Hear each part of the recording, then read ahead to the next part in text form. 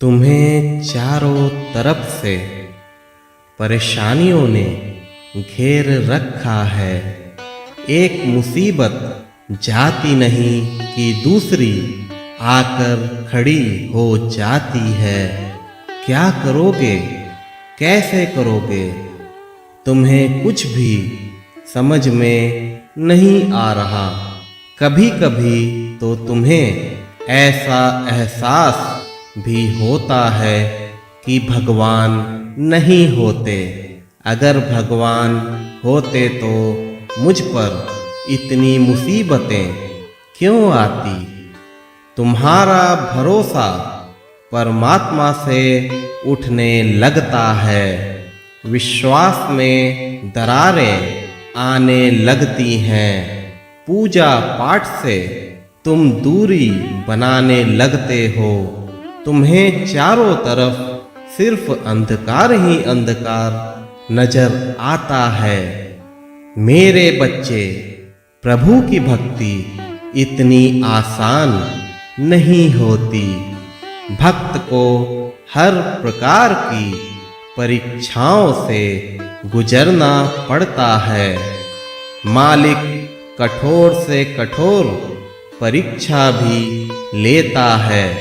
इसका अर्थ यह कदापि नहीं कि मालिक तुम्हें कष्ट देना चाहता है या मालिक तुम्हें तकलीफें देकर खुश होता है।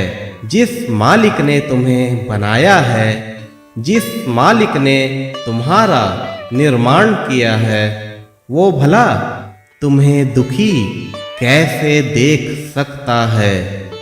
लेकिन कभी कभी भक्तों के अच्छे भविष्य के लिए मालिक को कठोर बनना पड़ता है। उन्हें भी कठोर कदम उठाने पड़ते हैं, क्योंकि इसमें ही भक्तों की भलाई छुपी होती है। तुम अभी के कष्टों को देख रहे हो, अभी के तकलीफों को अनुभव भी कर रहे हो, लेकिन भविष्य में आने वाले अच्छे समय का तुम्हें तिनका मात्र भी आभास नहीं है, क्योंकि तुम्हारी नजरें वहां तक पहुंच ही नहीं सकती, जिसके परिणाम स्वरूप तुम्हें यह सब ज्ञात हो पाए। इसलिए मैं सदा यह कहता हूं कि तुम्हें सिर्फ और सिर्फ अपने कर्मों पर ही ध्यान देना चाहिए। आगे मिलने वाले परिणाम की चिंता तुम्हें कभी नहीं करनी चाहिए। चाहे जीवन उलट पुलट भी क्यों ना हो जाए, लेकिन तुम्हें हमेशा मालिक पर दृढ़ विश्वास होना चाहिए। तुम्हें हमेशा यह विचार अवश्य करना चाहिए कि मालिक सब अच्छा करेंगे। अभी कष्ट के दिन है तो क्या हुआ, सुख भी अवश्य आएगा। मालिक मेरी झोली को खाली कभी नहीं रखेंगे। ऐसा दृढ़ विश्वास तुम्हें मालिक के और ज्यादा करीब ले जाता है। मुरादें तो कई इंसान मांगते हैं, लेकिन सच्ची भक्ति हर कोई नहीं कर पाता।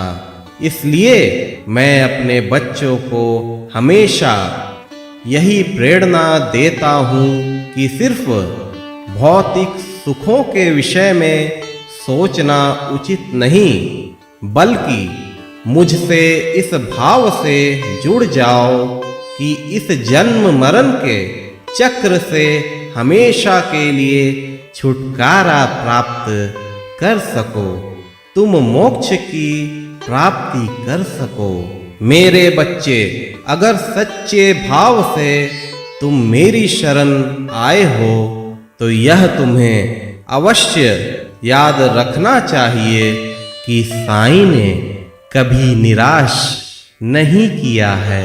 मैं तो यह कहता हूँ कि तुम्हें कुछ मांगने की आवश्यकता ही नहीं, तुम्हारा साईं तो तुम्हें वह देने बैठा है जिसकी कामना तुमने कभी नहीं की होगी।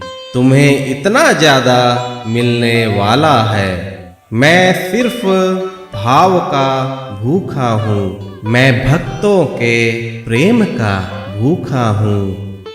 तुम सिर्फ सच्चे भाव से मेरा नाम स्मरण करो। बस तुम्हारा साईं तुमसे और कुछ नहीं चाहता है।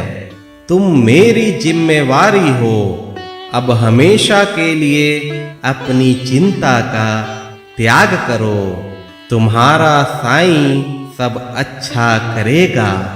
श्रद्धा रखो और सबूरी से काम लो। अल्लाह भला करेगा।